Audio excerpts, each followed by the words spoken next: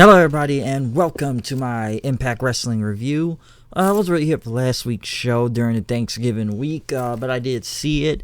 And it wasn't really it was kind of mostly a non-canon show, or I should say a different show from Impact during the Thanksgiving week, the IPWF, which was a whole different type of thing going on last week than their usual Thanksgiving turkey episode, which I'm kind of glad they didn't do the whole turkey suit thing again like they do every year. But if you haven't seen the IPWF, if you've seen Southpaw Regional Wrestling from the WWE, then get ready for their rival promotion IPWF. And there was a lot of things going on. If you want to talk about taking a throwback going into the 80s or whatnot, and what you've seen from Impact last week, it was really good. From Downtown Daddy Brown or Julian Cumberland and who else? I'm trying to remember some of these groups they had on there. The Hard Workers or Building, which I feel like Disco Inferno kind of booked half this show, because you could tell those were some of his ideas, like Gymnasium or Building. I've heard that story several times. Or what Tessa Blanchard and Jordan Grace and Havoc, what they call the Rough Riders, and that I don't remember some of the names they had, but it was like a throwback show. Some say it was back in the territories and whatnot. It was actually a pretty fun show to watch, honestly, and I recommend going to check it out, because I enjoyed watching it. It was pretty funny too. So I know I didn't do a review last week of it and everything, since this was kind of a non-canon show, but I enjoyed this whole throwback going into the 80s, because it was in a whole different building and they were trying to be really as old school as they could. And like I said, Southpaw maybe want to watch out for this, because this could be the rival promotion of the territories, because I believe they did take some talent from there that used to be in Southpaw Regional Wrestling. So, wow, that must be some new hot young upstart promotion. So Southpaw Regional Wrestling, you better watch out, because the IPWF could be coming for you. So I recommend checking out the show. It's a fun show, I will say that. If you like some type of comedy, or some from back then, it was pretty funny. And I think Sami Callihan was kind of doing like a Cornette cosplay, especially the tennis racket, being the manager for the world champion on the show. So like I said, it was pretty good. So check it out. But moving on into this week's Impact show, as they hyped, they got billed to Hard to Kill, which is in January. They did show some clips from 2 weeks ago during the gauntlet match to determine the number one contender for the World Heavyweight Championship. Pretty much they showed Michael Elgin entering the building as, I don't remember who the interviewer was, but they asked him, how do you feel about your loss a couple weeks ago? Are you beating yourself up over it? He says, nah, but someone's going to get beat up tonight. We did kick off the show with pretty much a really good match to kick off. I will say they started off hot with Eddie Edwards versus Brian Cage. Eddie Edwards still having that call your shot gauntlet trophy thing, which he did win in Bound for Glory. So I guess he still gets a title shot sooner or later in the future. This was a good match, though. Really good match to kick off the show. Now, I don't know, like I said before, I know some people are going to question right now, because the crowd seemed very quiet, which you can hear the crowd, but I don't know if it's the production or not. And I think it is still, if you want to go off from that, because, number one, the crowd did seem to be loud. And like I said, it was a good match, but I'm sure people are going to say, wow, it looks like it's just crickets out there for both of these guys going at it. And don't get me wrong, it looked like the audio got better throughout the night and the crowd seemed louder. But I don't know, something with the first, in the first half of this show, it's like the audio was bad. But this was still a good match to kick it off with Eddie and Cage out there. Pretty much after a while, both of them started doing punches back and forth with each other. Michael Elgin came out and attacked both guys, then pretty much turned this into a triple threat match. Once again, it even became a better match also, if you ask me, between Elgin, Edwards, and Cage out there. Very enjoyable match. One thing I will say, I don't think you want Brian Cage jumping off the top of your back, because I did like when they kind of had that sequence going on. Brian Cage hitting a high knee on Elgin, Eddie Edwards with an enziguri, and then Elgin pretty much jumping off the top of Eddie Edwards' back, hitting a tornado DDT on Brian Cage, jumping off the top of his back. Looked pretty good. Pretty much then right after that, Brian Cage had Elgin on the top rope, but Elgin ended up knocking him off the top rope onto the rope stand on his crotch. Pretty much Eddie Edwards came back with the Boston Knee Party on Brian Cage from the top rope, then knocking him down, getting a pinfall, but it did not work because Elgin broke it up. Elgin went at Eddie then. Eddie ended up reversing, hitting a German suplex on him, but Elgin pretty much got up after the German suplex, clotheslined the hell out of Eddie Edwards, then buckle bombing him into Brian Cage while he was in the corner, and then hitting a Elgin bomb for the win. So very, very good match. Very, very good match. Great match, honestly, and such a triple threat between all three of these guys. So you had pretty much a one-on-one match going to a better triple threat match. I don't know what's going to happen after this because I don't know what any of these guys are doing right now. But I thought it was a really hot way to kick off the show, though, with a great match. Nothing, no promo really going on, just straight up wrestling match. Yeah, I'm sure people say it was probably would be pissed at the run-in of no contest, but I personally thought the triple threat match was better too. So it was pretty fun to me. But after that, though, they went to the Rascals then, who were in the smoke circle, as Trey was pretty much pissed about Ace Austin talking about his mom and everything.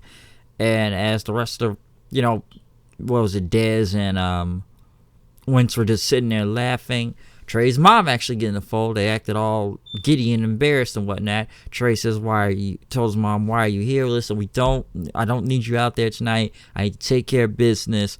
And she just didn't want his mom out there. But I guess he pretty much gave in so you can sit ringside then and everything. And pretty much says, okay, when you're done with your match, we're going to make a meatloaf then, as pretty much the Rascals acted all excited about the meatloaf and stuff. So they were just trying to look at his mom because I guess they thought she was hot most of the time. So we'll see what goes on because they have a 6-man tag later on. One segment I really did enjoy. I enjoy more of these Moose segments that keep happening. Moose, I guess, was walking the streets of New York, talking about guys like Conor McGregor and Muhammad Ali as, yes, they've lost because he lost that gauntlet match, but they've lost and they came back and they're still legends. And, they've done a lot to become legends and everything. But he wanted to prove himself. So, with Moose being a multi-sport athlete, he hit the cages somewhere in New York, started playing basketball with some random guys who was excited to see him, but he took the ball from them and was going to make it pretty much a free throw, a three-point shot, pretty far too. These two guys doubted him because they kind of saw what he did to the tennis guy and beat him up. And he ended up making the shot, and he said he was going to buy beers for everybody, but he ended up pretty much headbutting both guys. He threw one of them into the cage, and then he grabbed the other one as he started begging, and Moose laughed. Next thing you know, they cut to a shot of Moose saying he enjoyed to stay playing basketball, and let the guy on top of the basketball court hanging there on the hoop, the rim part and everything. Like he had a wedgie and stuff. So Moose proving he's still a multi-sport athlete, beating up some random guys, then proving he could ball up out there. Because, hey, I played the NFL, but, I'm still trying to do basketball and stuff also. Josh Matthews, who was in the ring, brought out ODB. Which, I heard of Impact doing this a while ago. I didn't really look that much into it, but I think it is pretty cool that they're helping out ODB. Because, unfortunately, her food truck got burnt down and everything. And, because, ODB is an Impact alumnus. And, in a way, I don't know if I want to go far to say TNA original, but ODB was in the company for a while in Impact. And, they decided to help her out and everything. Which, all the proceedings of tonight's show, the tickets that were bought would go money to help her food truck, and you can donate online. Of course, ODB comes out with her flask and, pretty much, doing, holding the boobs thing and does the bam. I always like that thing. She's like, bam, bam, bam. The bam thing. I always thought that was pretty funny all the time because I always say like, bam. But ODB came out. She was glad to be home. She thanked everybody for helping donate her truck, and she's had some rough times, as she said, as of late, because she enjoyed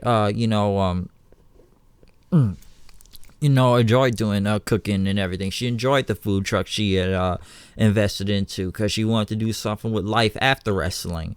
And, she said, hitting 40 sucks and everything, and she was devastated when she heard about her truck burning down.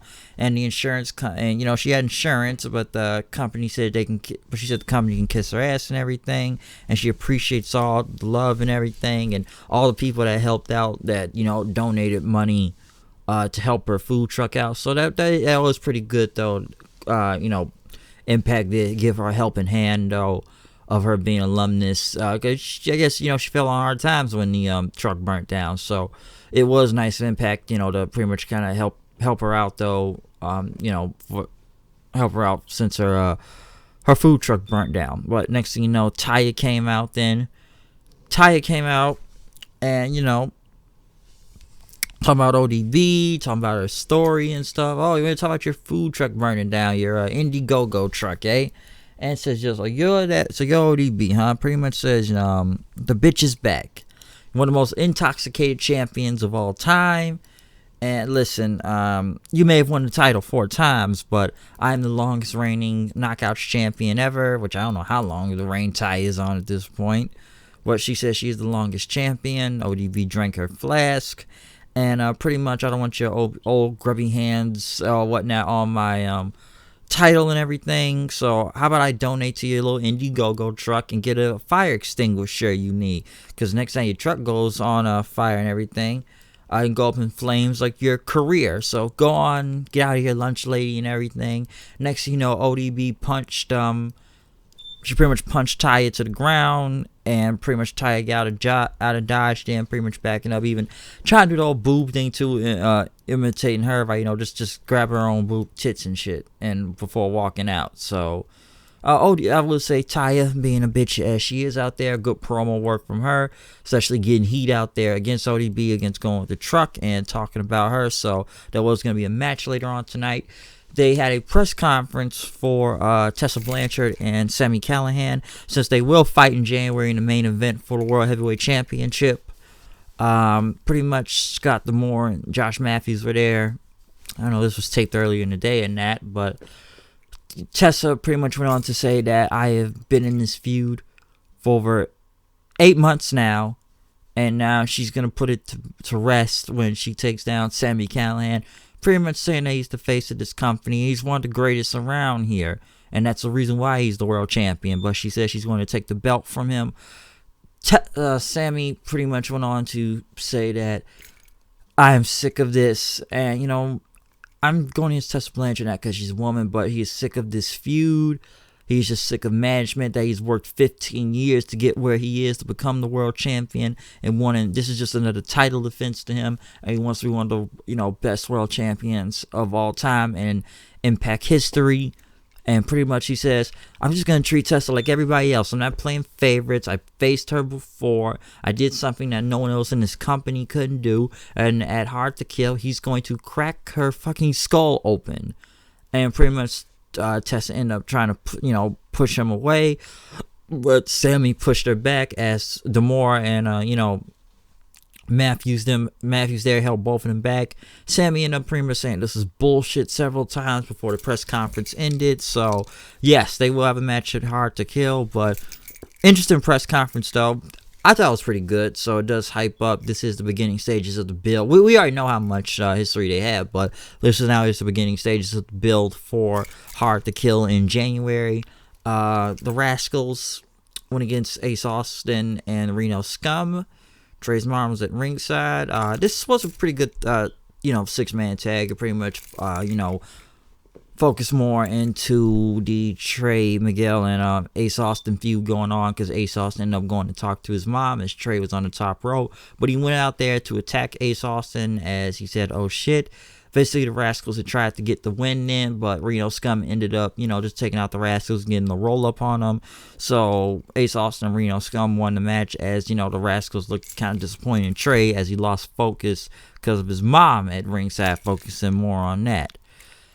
Jordan Grace went to go talk to ODB. Pretty much was going to talk about tonight, but ODB said, let me stop right there. Listen, I know you got a match against Taya at the pay-per-view, but tonight is my time, and I'm going to kick your ass, and you can get the rest. But Jordan pretty much wanted to say that I'm just a big fan. I'm just here to donate and pretty much put money in her bra, and, pretty much ODB was like, all right, cool, and I pretty much went off from that. Johnny Swinger talking into Joey Ryan, talking about the Mizarks and the Rizats. Talking about how he's going to be up that Mizark P. Williams tonight and Joey Ryan's help. Joey Ryan, like, he did not care, as he was more focused on his phone until he agreed, like, oh yeah, I'll do it. Okay, cool, I'll do it. RVD, who is finally back in the Impact Zone with his very hot stripper girlfriend Katie Forbes, coming out twerking and everything, shaking her ass as RVD made his entrance. Pretty much they got in the ring making out several times. RVD pretty much went on to say that, Katie Forbes introduced Van Dam. And Van Dam pretty much went out to say, like, he's the biggest star in wrestling right now. And, he wanted to explain his actions and everything what's been going on and stuff. But he feels that, a lot of people would not understand and everything. And he said, listen, if he weren't RVD, he wish he beat RVD right now. Listen, RVD sounds stoned as ever when he comes out and talks, to be honest. And not everyone today is using his moves and whatnot.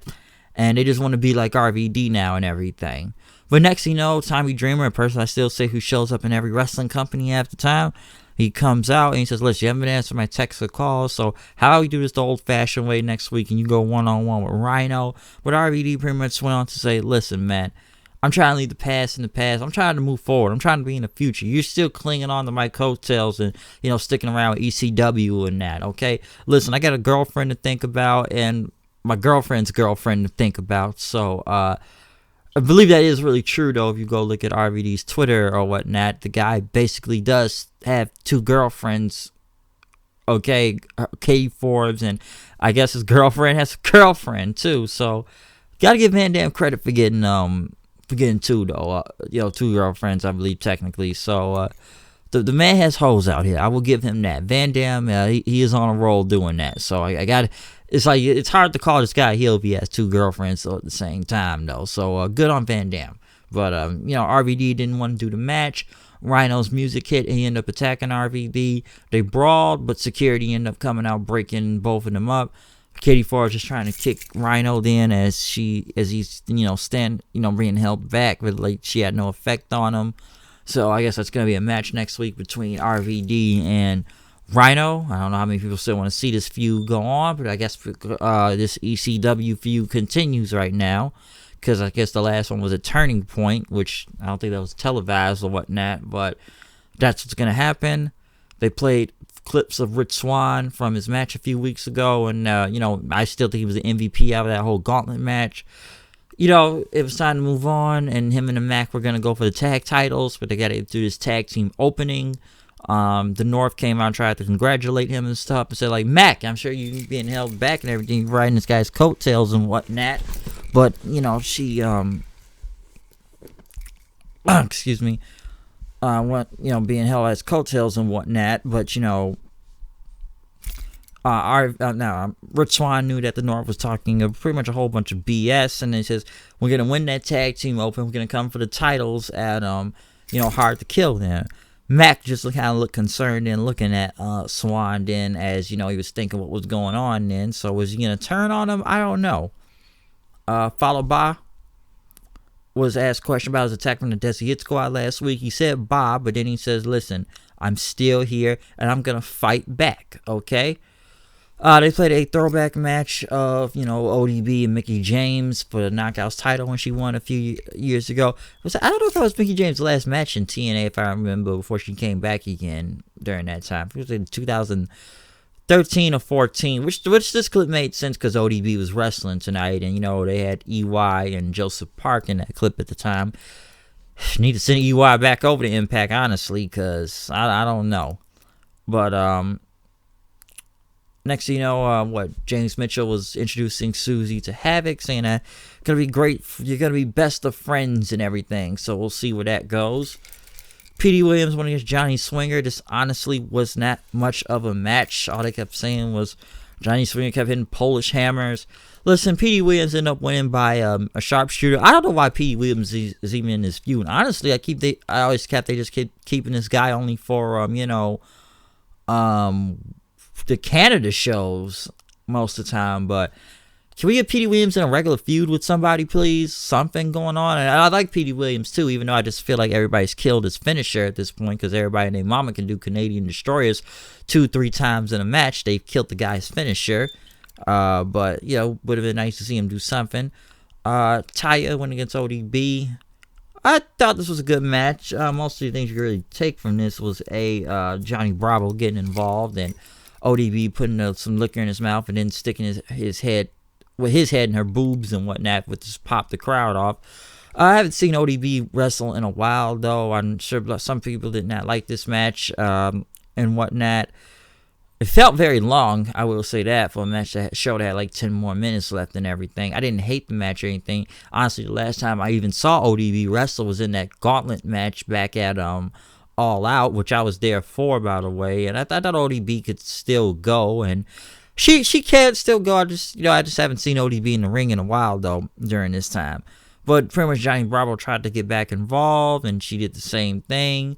And then, Jordan Grace ended up taking the title from Johnny Bravo because I guess he was loaded. ODB got the roll-up, which, in a way, I don't think she should be pinned the champion because we don't really see ODB that much in Impact. I guess they want to give her a feel-good thing. I'm glad they're helping her out with the truck, but, they still could put Taya over during that time. So I guess Taya looked surprised. And then as Jordan Grace and ODB pretty much stood in the ring then right after that to end off the show. So I didn't hate the match or anything, but it wasn't the best match I've seen in a while, though. I will say that. But I don't think the champion should be being pinned by, someone that's not really there right now, okay?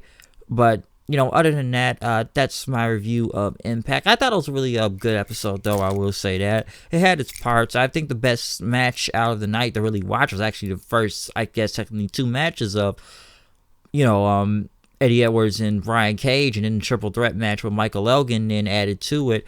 That was a really great match, so I did enjoy that. And I think it was a good feel-good moment that they helped ODB out with her, food truck also. So I think that was a nice segment. I thought Ty was pretty much being a bitch on the microphone, which was really good too. So that's what I would say I enjoyed out of tonight's show. If you're looking at it, because a lot of thing else was either a clip show, and I think the Moose segments are pretty funny too. So I did enjoy that also. But other than that, though, that's my review of Impact. I'm out of here. I'll see you guys later. Comment, subscribe, tell me what you think about the show. Follow me on Twitter at HoodAKnight890, and I'll see you guys later. Peace out.